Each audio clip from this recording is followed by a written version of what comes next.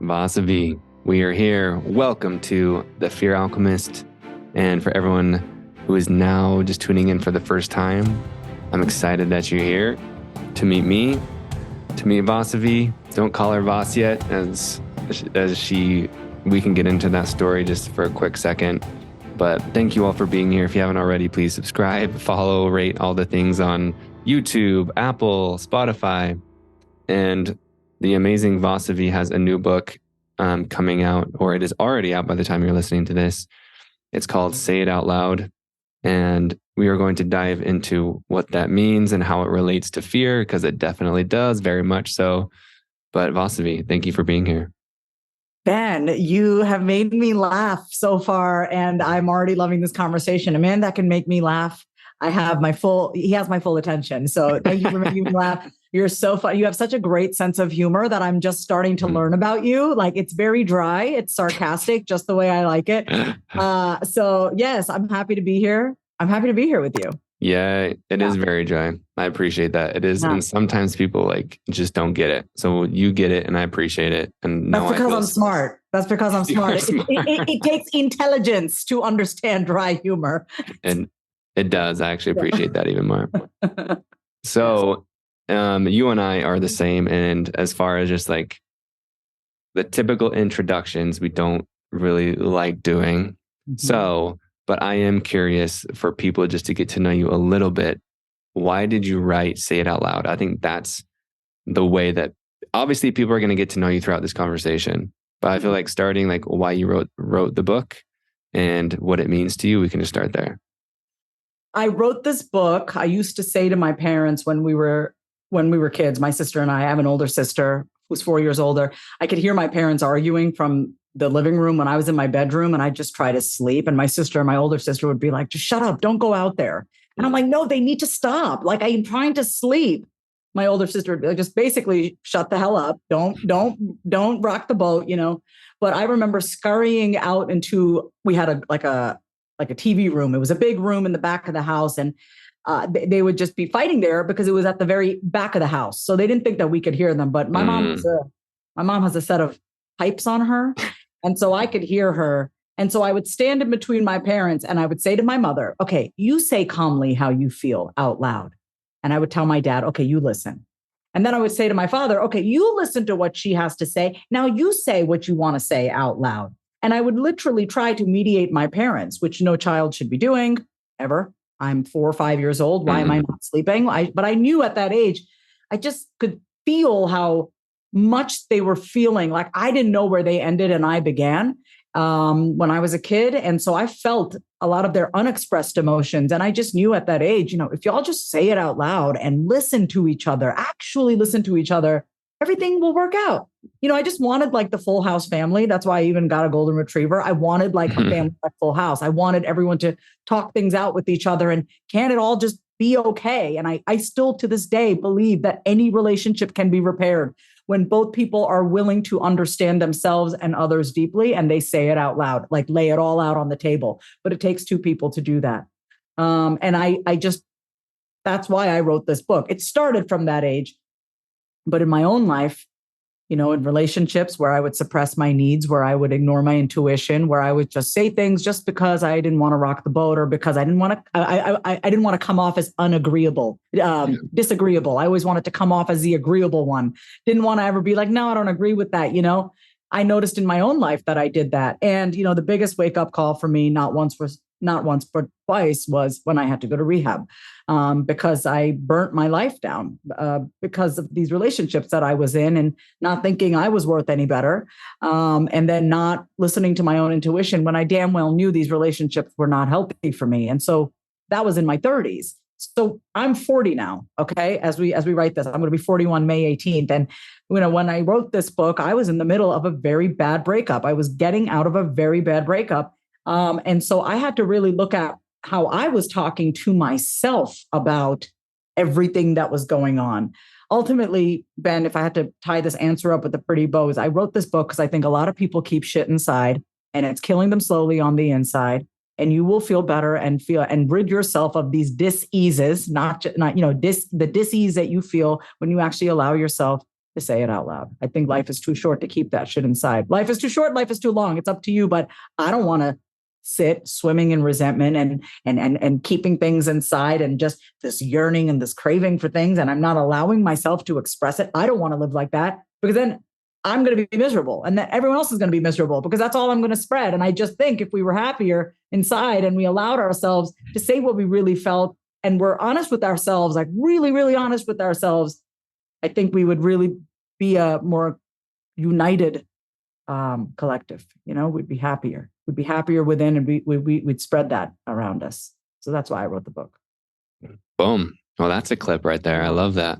Yeah. I have one more reason, which I'll get to, the even deeper reason than that. That was one reason, but I do have another reason. So I'll get to that. I'm sure we'll circle to it. Cool. Yeah. Well, it's like, just to echo that, right, of how many of us, myself included, are keeping things inside and not saying it, not speaking it, not expressing it. And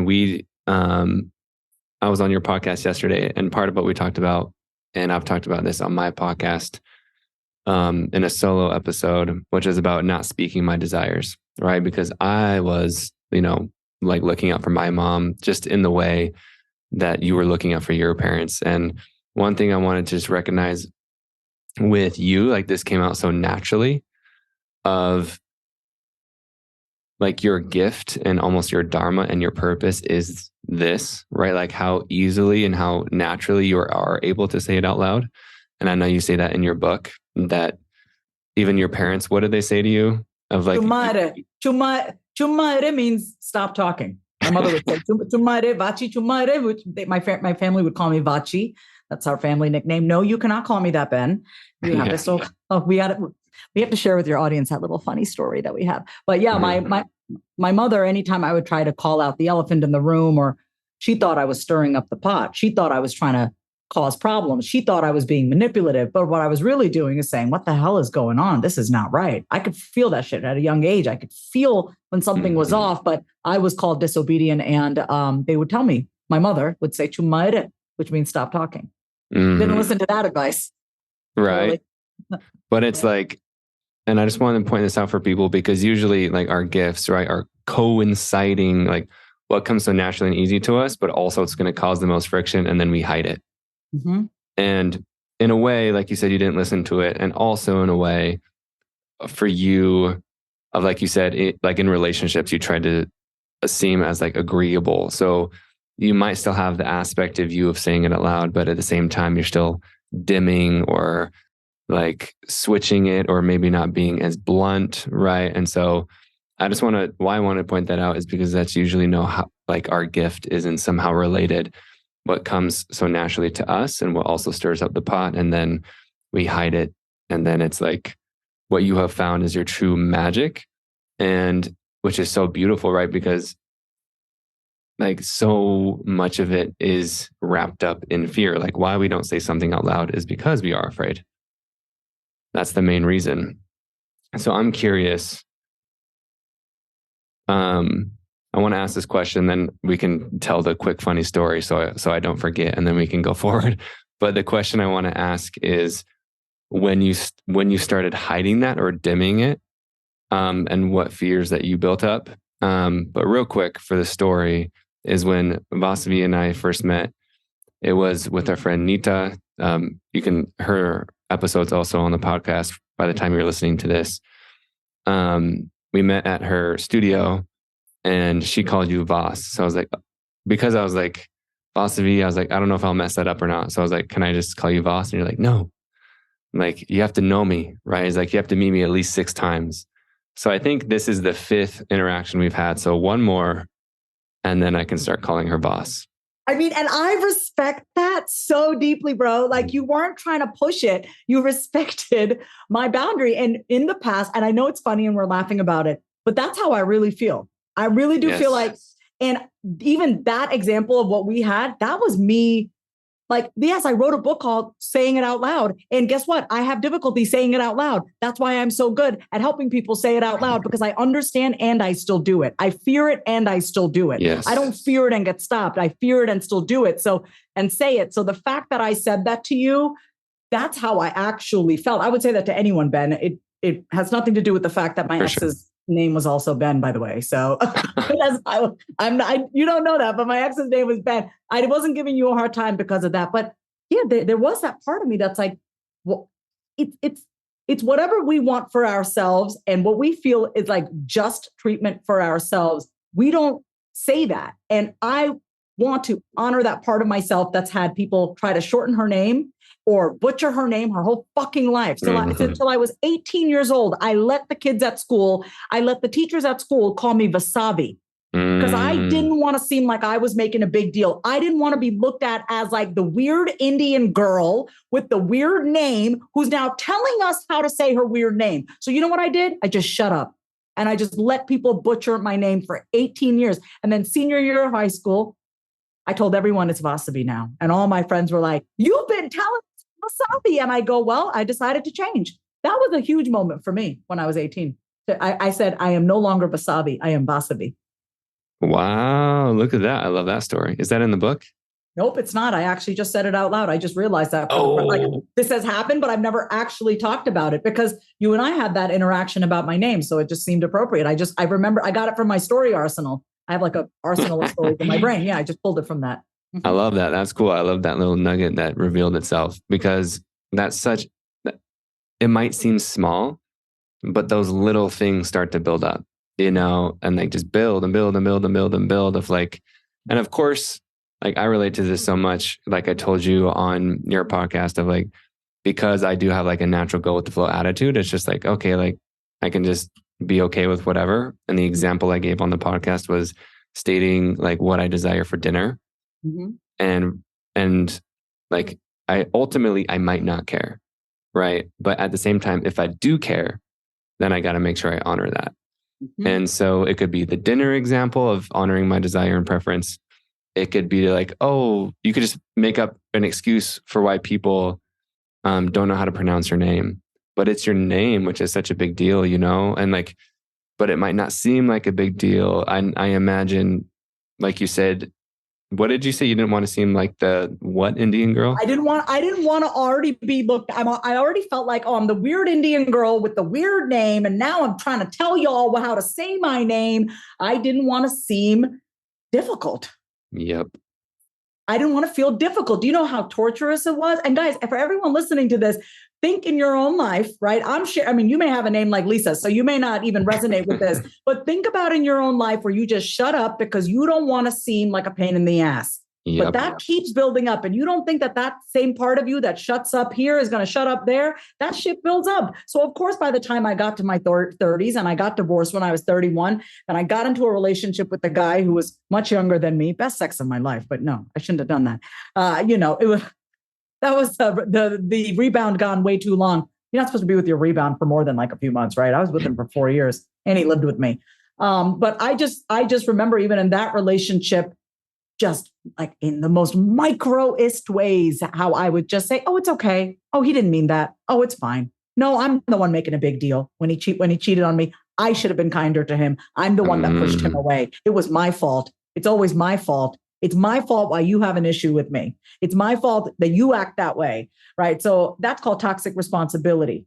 And the more you start to repress your words and you do not tell people how you feel, then those voices in your head will start to fuck with you, and it'll tell you like you'll start to believe that's the truth, that you are, don't be disagreeable, don't be difficult, and you will continue to silence yourself because that is the narrative you've now told. And I just do not think God wants us to live that way. I don't think we are meant to suffer like this at all. No. Okay, this is so good. So there's so many, right, like micro and macro examples, which I'm sure so many people can relate to. And like, we're all keeping something inside, right? Like we might be speaking a version of the truth, but not the full truth for whatever reason or excuse that we come up with. And you can pick any example of like the fear that you have felt, right? Of not wanting to seem difficult, not wanting probably in this relationship, right? Like even putting up with someone who's cheating on you, I imagine fear of abandonment, fear of whatever. But what's your first memory or first experience you feel called to share about of like feeling that like visceral feeling in your body of not being yourself and not expressing because of what? You know, I think a lot of women deal with this, but I also think men in their own way, they don't speak up either. I think men are taught to put up with shit from women. Yep. And women are, you know, we've been basically told that all men are dogs. And I don't think that. My first memory, and I've never actually experienced this said this out loud. Sorry. I was like 12 years old, and we would go to India every year.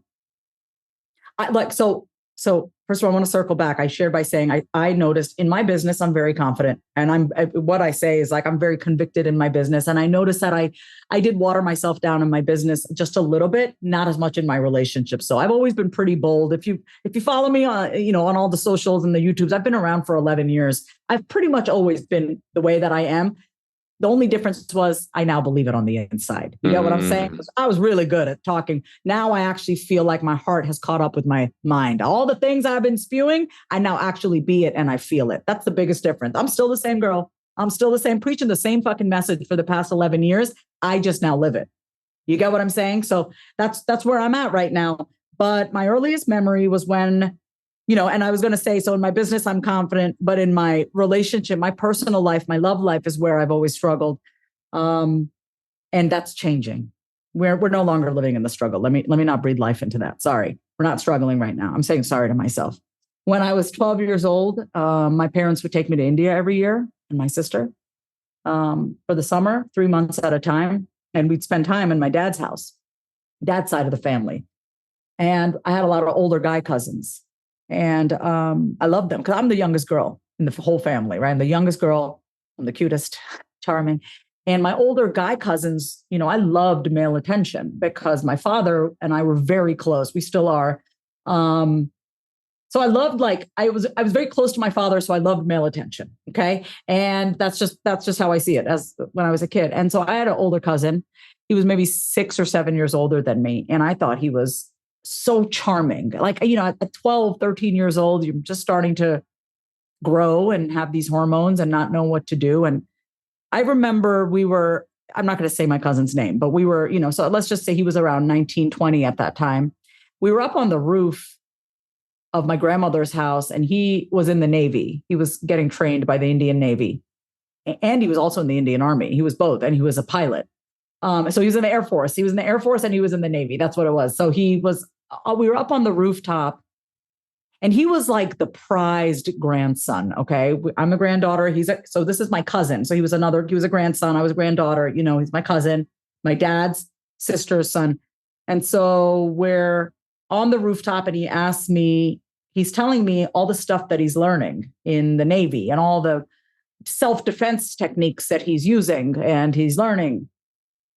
And he asked if I wanted to see some of the things that he was learning. And I said, okay, like self-defense stuff. And so he pinned me against the wall. And he's much taller than me. So I'm 5'5". I was probably I'm 5'5" now, but back then I was, you know, and he was like 5'11", 5'12", you know what? I was 6 foot, hovering over me. And he pressed me up against this like concrete wall, and he put my hands behind my back, and he pressed his chest and his everything up against me. And he was trying to show me what it was like to be held from the back and showing me this move that he was learning. And I liked it. I liked the way that it felt at 13. I liked the feeling. I had never had a man press up against me at 13. You know, I was obviously, I mean, I'm not obviously, I mean, some people have obviously gone through awful things, but I had not experienced a man pressed up against me. And I was so ashamed of the fact that I enjoyed it. I liked it. I liked that feeling. I didn't think that he was my cousin. It was my hormones, right? It was just my hormones. Like, and I knew it was wrong. Like, it was wrong that I had this older cousin pressing his penis, pressing his chest, pressing his entire body against my newly blossoming breasts and I was like feeling things down there. I was feeling wet. I never felt wet before at 13. And I was feeling all these feelings, and I liked it. Yeah, of course I liked it. You know, it's pleasure. And so it was this conflict between this feels so good, but I shouldn't enjoy this. I knew that this was wrong. There was an element of wrongness to it, you know, and I didn't say anything. Nothing happened. He didn't kiss me. He did nothing. But you should not be pressing up against your 12-year-old cousin when you're a 19-year-old man. I don't know what was going on with him, but I just know that I liked it and I hated it at the same time. And I enjoyed it, but I despised it at the same time. And I didn't say anything.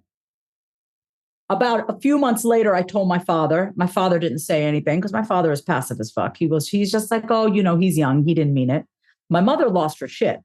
My mom lost her shit. And I love my mother for that. I do. I love my mother for losing her shit, because no matter, we may not like someone's delivery, but the one thing about my mother is that she always stood up for me. She's never going to let anyone get away with anything. So that was my first memory. And I think from there, even though my mom stood up for me, there was still that part of me that craved that attention, so I did whatever I could to get that male attention. And so I suppressed my needs over and over again in relationships. That's my first memory. Dang, Vasavi, thank you for sharing that. And that obviously extremely raw and vulnerable. And I feel that. So I just want to honor that for a moment and just commend that, because that's definitely, a sensitive topic. And from that moment, and it is an interesting thing, right? Because you're feeling both. And I know probably a lot of us feel that on some level, right? Of the yes and the no, the right and the wrong. And it's just what? And it's no one's teaching us how to feel or to what any of these things mean. So for that, of your first memory of repressing your needs because you wanted to say no or stop, this is wrong. It was stop, this is wrong. Stop. But I didn't, I didn't know to speak up, and it also felt good. It was it felt good to not speak, or just the chemical. The chemical felt good, but every part of me was screaming no. Chemically, it was good, right? It felt good, but my soul was like, dude, this is wrong. This is not right. This is not right, and yeah. So. And I think that's the importance of what you said, right? Of and that's where it can get so tricky, of just obviously something chemically to a body will feel good, but it doesn't mean to the soul that it's right or wrong or even approved of or whatever. So from that moment, what was it like? So how do you see that moment has impacted you in different ways, whether it's just in your teens or in your relationships? Is it just repressing your needs in general? It shows up in the smallest of ways, Ben. It's at a restaurant, not sending the order back if they get it wrong. It's in your marketing, using more words to explain your offer rather than just saying what it is, or allowing yourself to express your offer in different ways, allowing yourself to change your voice, allowing yourself to change, period. Maybe someone has been the down for whatever person, or anything's fine with me. And so now they're like, shit, if I start expressing needs, or people are going to think I'm aggressive. It's just a muscle that we haven't allowed ourselves to use. But for me, it was definitely in relationships. Oh, definitely people pleasing in my business with my clients. I've got clients ask me, can you do an 8-part payment plan for something that's oh my God, it'll come down to $60 a. I'm no. And I've said yes back in the day. In the beginning of my business, I would say whatever I need to do to get clients in the door. And while I appreciate that, I just kind of never stopped doing that. Right. And so that is even in 8 years in business, and I've been in business for 11. I mean, it's been very recent. And I have no problem sharing this with your audience, because I think a lot of times people feel like they have to puff up their experience and be like, oh, I've gotten over this a long time ago. No, y'all, it is February 2023 as of today. And I'm just now saying my throat is so freaking unlocked. I finally feel, and I say finally because y'all have to remember, I've been in therapy since I was 12. Well, how would you remember? I'm just telling you this now. I've been in therapy since I was 12. I was in therapy for 16 years straight. Then after that, I was on and off with therapy, whatever. I've been in this work of me. I've been so focused on me for what it feels like my whole freaking life. I've been so focused on relationship to self. And now, and in the past few years, really been working on my relationship to others and friendships. And that's been beautiful. And I'm at a place now where it's like, no, this is my voice. Before, Ben, when I would speak, I would have so many other voices in my head trying to filter, package, manage as I'm speaking. Do you know how exhausting that is to not just be able to just say what you want to say? So that's what I've been working on. That's what I lay out in my book, Say It Out Loud, is literally how to talk to all the parts of yourself. Every single one of these parts has its own distinct personality, energy, tone, texture, quality of voice, and they're all talking to us. And so at some point, you got to be like, which voice is mine? Right. And so I've been honing in. This is the voice of Vasavi. I feel it for the first, I don't feel any split. Like what I'm thinking, what I'm saying, and how I'm feeling is just aligned. And that's why I don't get as exhausted even anymore after podcast interviews. I used to get really exhausted because my mind was managing me the whole conversation, making sure I didn't sound too harsh for my audience, making sure I wasn't too complicated for my host. It's like, no, fuck all that. I'm here to use my voice and to help the people. Let me help the people. So I had to get my team on board. And you know which team I'm speaking about? The voices in my head. That's the team in my head. They're all like, you know how you go on any time. By the way, I never played team sports. I'm like a tennis girl. But if you play a sport, you have the rambunctious player, you have the cynical player, you have the ADHD distracted player, you have the angry player, you have you have so many different types of players on a team. And if they do not come together with one singular focus, which is the job of the quarterback. So let's just say I'm the quarterback of my own mind. Okay. You are not going to accomplish anything. You cannot, with the efficiency and effectiveness that you want to, and the clarity and the conviction and the confidence and the ease, you cannot if you're constantly battling those voices in your head. And that's why it is so important that we learn how to talk to all those different parts of ourselves. That's what I lay out in my book.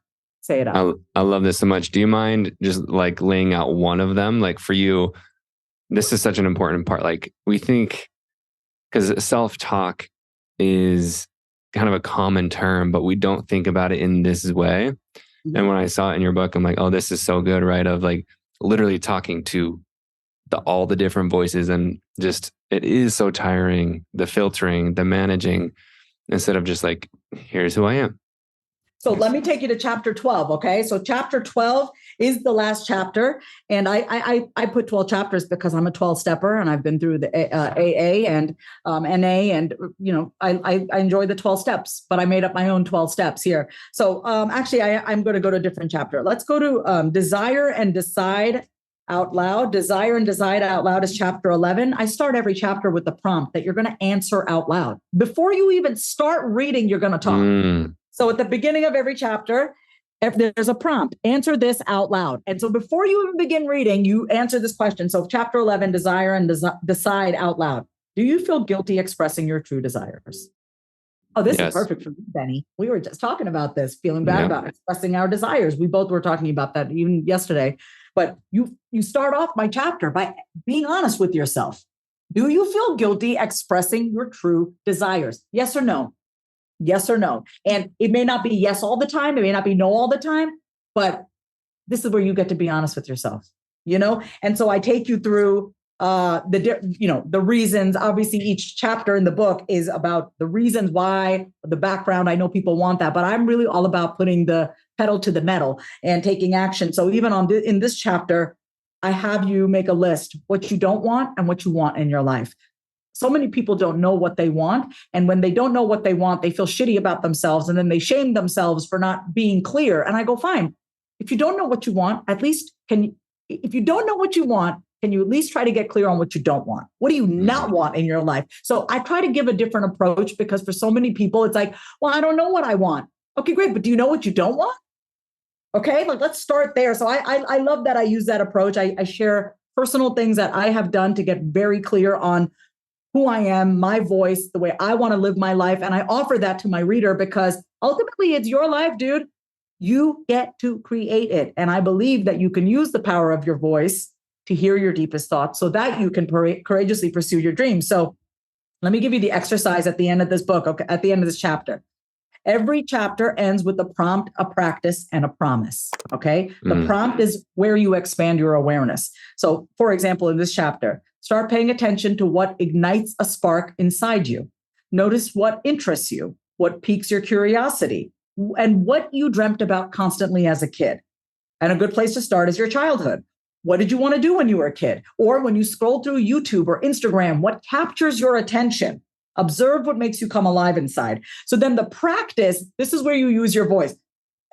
Most of the chapters, you don't need any pen and paper. There's some chapters that I'm like, take out a pen, but all of these exercises can be done verbally.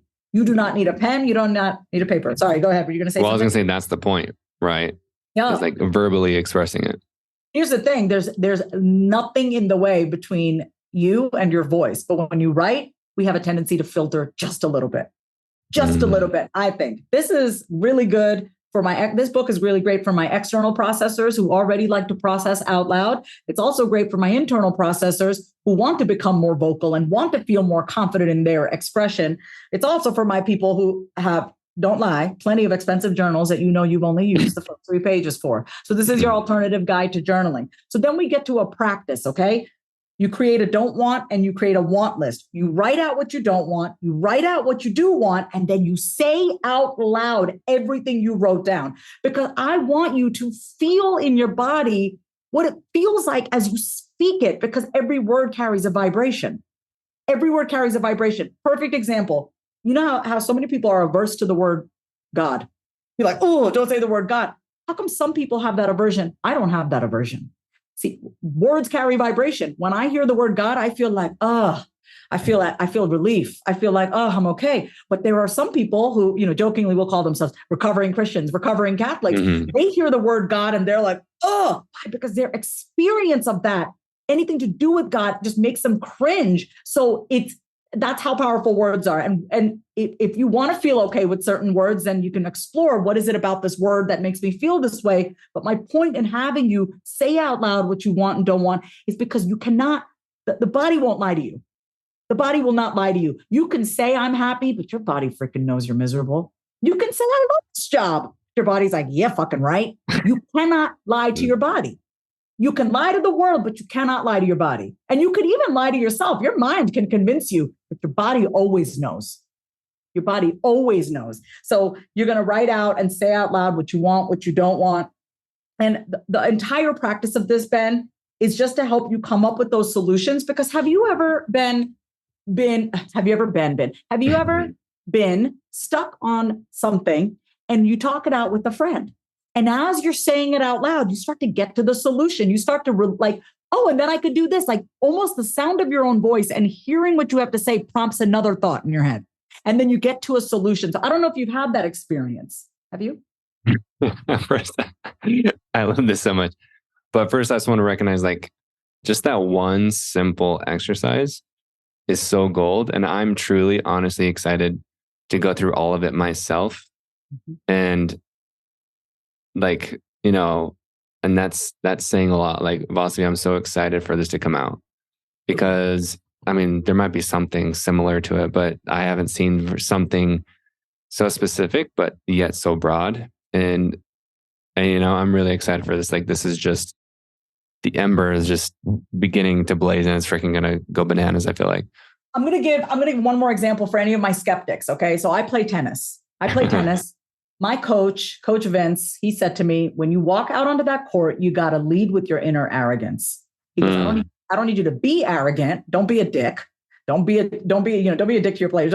But you got to have that energy of the inner arrogance. So, when I walk out onto a court, even when I do a tennis clinic, even when I'm just playing doubles with my friend, in my mind, the narrative is like, you've worked your ass off. You're going to kick her ass. Just stay focused. You got it. That's what I'm telling myself. I'm not saying to myself, oh my God, she's better than you. No, there's no room for that. When you're about to play a game, are you kidding me? That's a surefire way to miss your shot.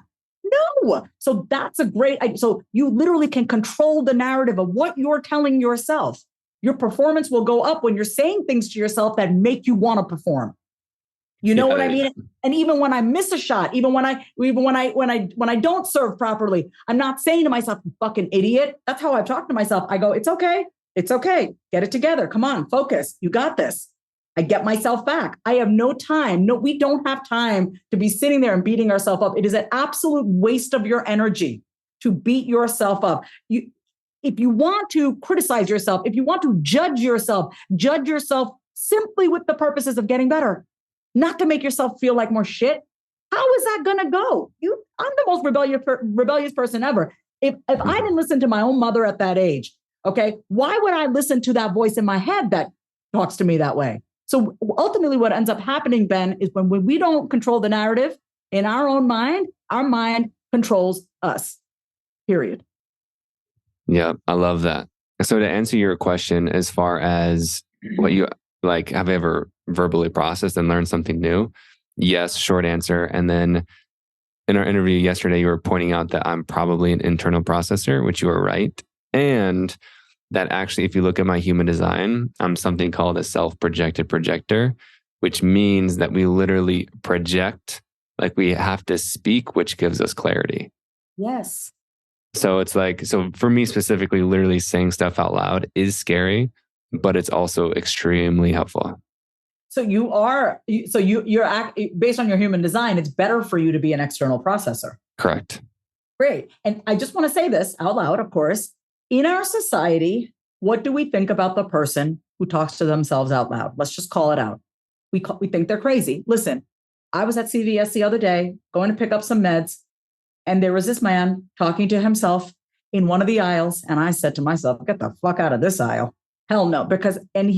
I know he was not all there. I could tell he was not all there. And even I, who am a huge advocate of talking to yourself out loud, I completely acknowledge that in our society, talking to ourselves out loud is deemed crazy. However, there are plenty of times when you are alone.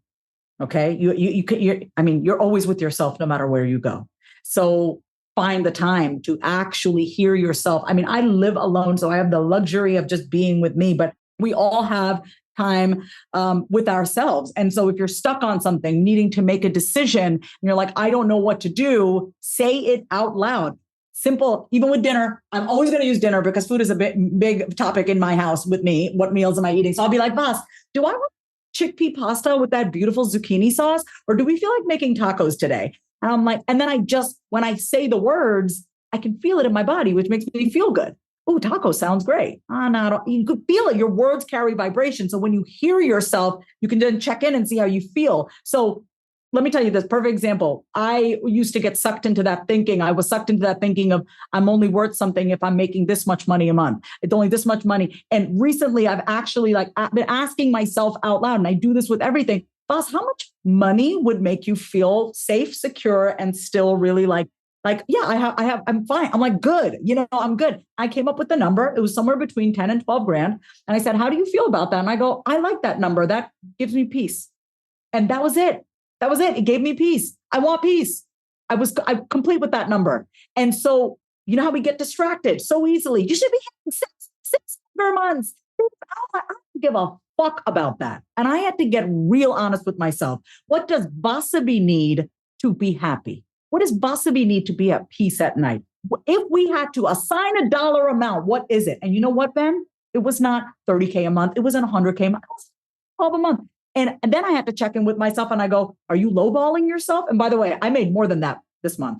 So my point in sharing that is I was honest with myself and I said, are you lowballing yourself, Vas? Is this you not thinking you're worth more? And I go, no, honestly, this is what I have the capacity for right now. If I make more than that, awesome. So we get to check with ourselves and check in with ourselves and be honest with ourselves. And when we say it out loud, those words carry vibrations and we can check in and feel our body. Are we bullshitting ourselves or not? And if you feel disconnected from your body, then this is a great opportunity for you to find practices to reconnect with your body. Because when you do, you can't lie to yourself because your words carry vibrations and your body feels that. If you can feel the vibrations of other people's words, when someone talks to you in a rude tone and you can feel it, when someone's kind of cold and they're not very emoji-like. And I'm like, oh, did I do something wrong? Okay. You do the same shit to yourself. You talk to yourself in that same way. Think about how your body feels. We feel it with others. We feel it when somebody's cold and curt and just cutting us off and dismissive and maybe invalidating. We do it to ourselves. Dang. Yeah, this is gold, honestly. Because it's cool is that it's very practical. It's very real. Like how to make decisions, how to know what you want, right? It's just and you're right. Even if I'm curious, what would you say to people who are like, I'm afraid of knowing, right? And I know I can't that's help you. I can't help you. Listen, I've been to rehab twice. The first step of everything is to acknowledge and to accept and surrender and to admit our powerlessness. The second chapter of my book is to admit it out loud. If you cannot look at yourself and you cannot be honest with yourself and you are afraid of your own truth, Oof. God bless you. God bless you. That's it. I don't know what to say, but that is not a way to live. I'm sorry. I would rather know the deepest, darkest, dirtiest things about myself and keep it out in the open and own it openly and just acknowledge it than not know who the fuck I am on my deathbed.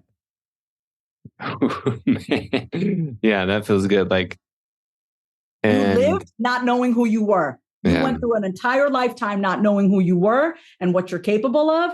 That's misery to me. God help you. I can't. Man. Go buy my book. That'll help you. Which is actually truth. And that's, man, there's so many nuggets in here. And like, yeah, I'm pretty speechless. Like, honestly, what I said before of you have nothing to say out loud. Yeah, which is actually good. I'm like, just damn, like, you know, and it's kind of like, it's fun. This convo has kind of gone in reverse. Usually what we did at the beginning, I might do at the end, you know, like digging into some things you might be nervous about or resistant to. But I actually like to bring in almost what would some people consider the intro, but I think it's important for people to know this about you because you've had quite a few experiences. You mentioned like divorce, rehab twice. And I would just love, like, what is just a brief synopsis from that 18-year-old self who finally, you know, owned, my name is Vasavi, not Vasavi. What are just the brief like highlights just so people can understand like, wow, she's been through some stuff. Yeah. So I thank you for this because my brain works well with very clear direction. So I'm going to give you the highlight reel of my life. It's interesting talking about myself in this way. Okay. So, okay. I actually did this with my therapist when I did a timeline. So I got diagnosed with bipolar disorder when I was 19 years old. Can I stop you right here? I know we're at the beginning. I'm stopping you already, but I'm saying it out loud. Yeah. So, and just a side note, like say it out loud is such a quick, like, mantra. That's just like a reminder. Like whenever you feel like silent or restricted, just say it out loud. And it's just like a reminder. Mm-hmm. Do you have it tattooed yet? Do you get tattoos? I got one tattoo. It's just a circle. It reminds me that no matter how broken we feel, we're whole. That's it. I love that too. Yeah. I should get to say it out loud. Oh, dude, should I get one right here? Somewhere, I think you should. I mean, I'm not going to, you say it out loud and how does it feel? Honestly, I just got really freaking excited because now that I'm not acting anymore, I used to do acting. Like I didn't want to do anymore. I didn't want to get a tattoo or anything because, you know, when we're on screen, whatever. But now that I'm not doing acting and I'm just going to be doing voiceover, which is fine by me. You just need my voice. Like, honestly, like even if I could even write it in Sanskrit, you know, which is our holy language, our language of our scriptures. Okay, I'm going to figure that out. I'm going to ask my mom. She knows Sanskrit. I'll ask her. That's exciting to me. I have no issue. I don't like the pain aspect of it. Yeah. But I can suck it up. It's fine. That's cool. I love that. So with the bipolar, do you believe that that's actually, some people would say like, oh, it's real or it's not real. How do you view it as someone like just with the experience and the perspective you have now? Okay, I'm going to share this. Thank you for asking this question. There's one part of me that's like, it's not real. Boss, you were heavily traumatized as a child. This is the damaged, and I don't mean damaged like I'm damaged goods. I don't think I'm damaged, but it's literally a damaged part of my brain, a part of my brain that did not get to flourish. It did not get the love that it needed. It did not get the safety that it needed. It did not get the security that it needed. It is the part of my brain that attacks me. Oof. Okay. That's the bipolar part of me. So it's real in that, yeah, my brain, I have a chemical imbalance. I'm like fucked, you know, and I don't mean that in a mean way. Like, yeah, that part of my brain is fucked. It feels like it's fucked and it's not real because God is great. Right. And so I do believe that by the grace of God and being able to tap into the kindest, wonderful part of myself, I can heal anything. So it's real, but it's not real. I get to say what it is. It's real in that, you know what, Ben? It's not easy to live with the brain that I have. It's not easy, but because I have that, but I'm anchored into something bigger, I'm able to thrive with the mind that I have and just keep doing what I'm doing, you know? So it's not easy, but I wake up every day and I have a purpose bigger than myself. And that is what I am here for. I've made a promise to God that if he would help me get through my worst days, that I promised I would help another person. And so here I am. That's incredible. And I appreciate that perspective so much. So 19, what's after that? Oh, so after that, 19 to 28 was basically a shit show. I used a lot of cocaine at that time and was very promiscuous at that time. I was in college, just trying to fuck around and find out. I was a sheltered little kid on Long Island, and I was rebellious from a very young age. But when I went to college, I went nuts. It was pretty awful. So awful that I had to transfer back home sophomore year of college. Another milestone was at 28. I got 28, I got married. Also between 19 and 28, I got 2 masters. I got a master's in special ed. I got a master's in social work from Columbia University, New York, where I'm from. I got married at 28. I also became a coach after I graduated. This was back in 2010. I got divorced when I was 31. Got into a very awful relationship where one man single-handedly shattered my confidence within a 4-year period. And I've worked very hard to build it back to what it is today. That relationship that I was in destroyed me, but it also forced me to have to build myself and really take an honest look at myself. So it is what it is. Got arrested in 2017, went to rehab in 2017, went back to rehab in 2019, got a job on TV as a TV host. I had a very rich, colorful life. I went to plant-based culinary school. I used my 20s to really educate myself. I educated myself in my 20s. I got my 2 masters. I went to plant-based culinary school. In my 30s, I got really into my creative side. So I was doing a lot of TV, acting, voiceover. I started getting more into my body. I became a yoga teacher. I got certified as a yoga teacher. And then I was doing dance. And so every decade of my life has brought me back closer to myself. My 30s were the hardest. They were the absolute hardest. That was when, every single demon of mine I had to address it, but not all at once. It's taken me 10 years. My 30s were the hardest. Absolutely. So I'm 40 now, and I feel great. I'm here. This is it. I'm here. And I want to say something to your audience. It's okay to stop trying to keep improving yourself also.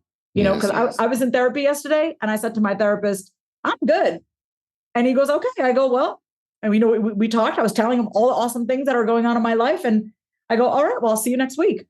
And I was like, wait a minute, this is probably one of the first therapy sessions where I'm just like, everything is good. And you know what? It's going to keep getting better. Here's the thing. When you're hyper-focused on improving yourself, it feels like it will never get better. What if you just started living for a little bit?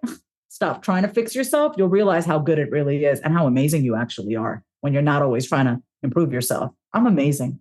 And I'm realizing that because I've stopped trying to improve myself, how amazing I actually am as I am. I think everyone can give themselves that beautiful delicacy of just swimming in the luxury of just being you, get excited to just be you. No matter how much more work you have to do on yourself, there's always going to be something to improve.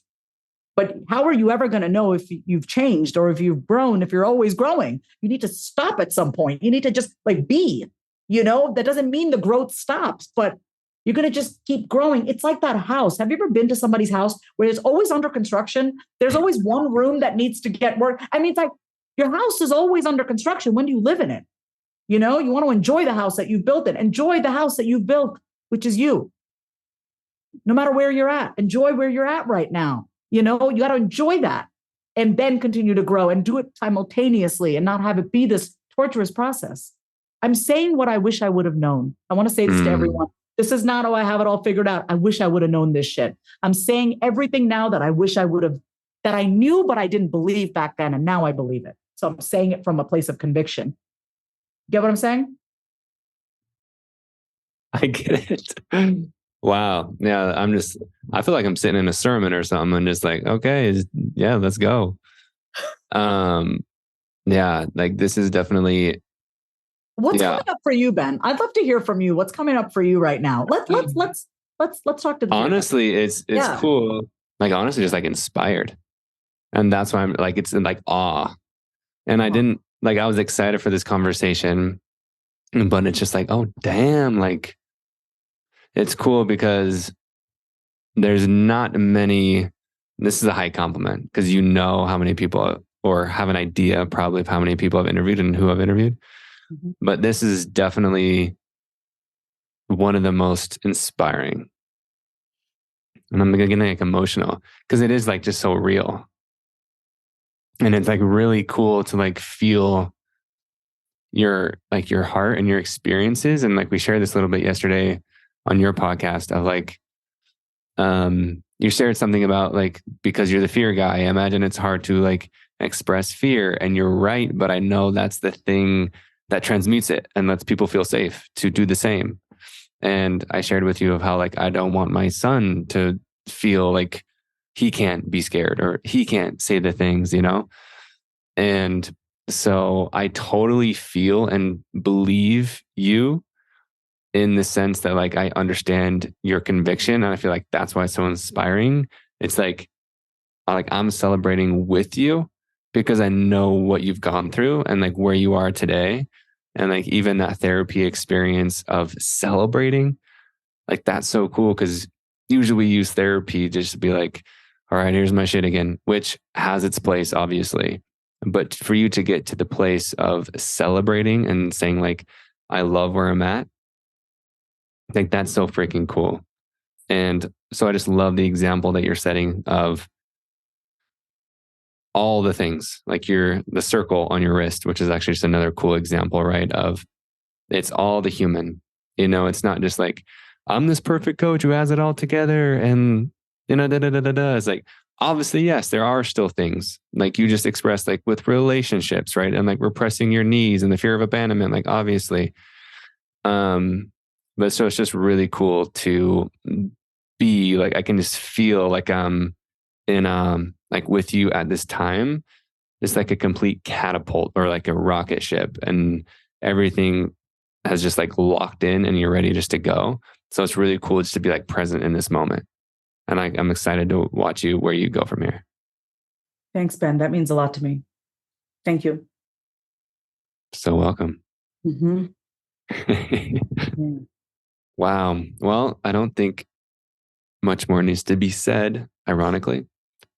But I want to ask you the same question that you asked me. Is there anything else? You asked me this at the end of your podcast. Is there anything that you'd like to say out loud that you haven't? Yeah, it's more of like it's what I keep telling myself every day. Okay. It's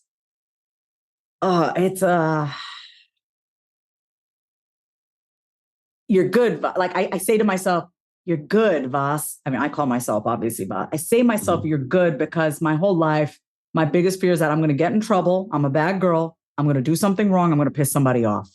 So I say to myself, like, chill, Vas, you're good. Like I talk like that to myself. That's the voice that I have with myself. It's like, you're good.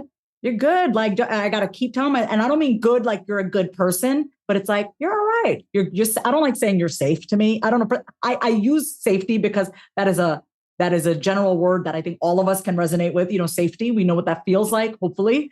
But I say to myself, you're good. Like I speak to myself I love the voice that I use with myself. And so here's what I want to say, my final words. Find the voice within you that's going to guide you, motivate you, be there with you. It's like the voice of God within you. Find the holy voice within you. And that is the voice that is the only voice you need to listen to. I swear.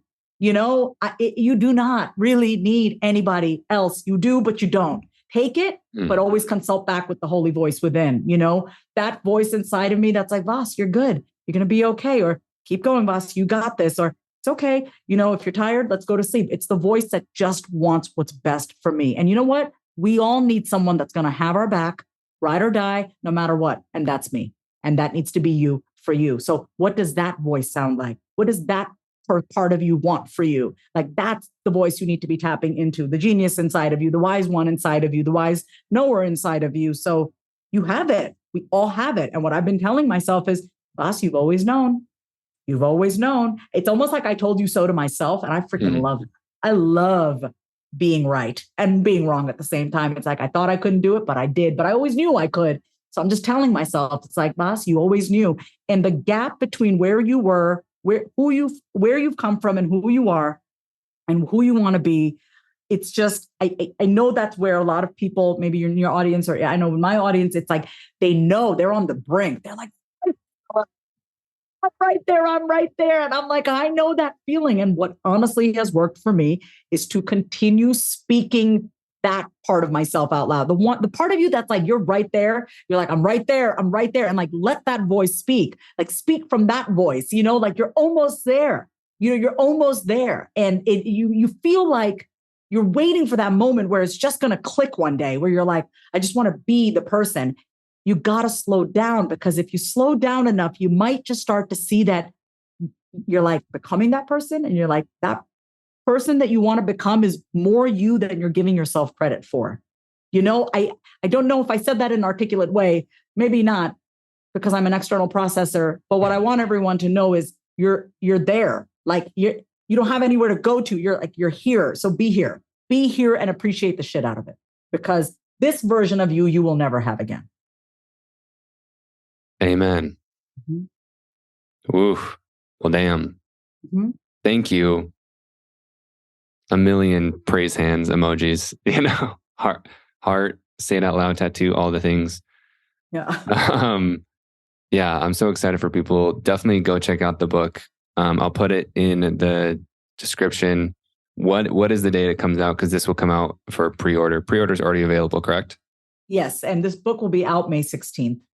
May 16th. So go pre-order it. Obviously, you already know the power of it. So imagine just having the tools with you all of the time. And the best part is when you pre-order the book, you do get a bunch of bonuses. And the best bonus, other than meditations and mini courses that I've curated, I am hosting a Say It Out Loud book club for the month of June, where you and everyone who pre-orders, we're going to get on and we're going to do a crash course of this book, 3 chapters a week, boom skis. Everyone's going to get a chance to speak, use their voice, use all the things that I'm laying out in the book. And I'm going to be there with you. So it's going to be a lot of fun. Wow. So everyone who purchases the book who gets to just do the book club with you in June. Yeah. Yep. Yeah, that's freaking awesome. Yeah. I love that idea. Yeah. Speaking of bonuses, because we were talking about that yesterday on your podcast, that is indeed an awesome bonus.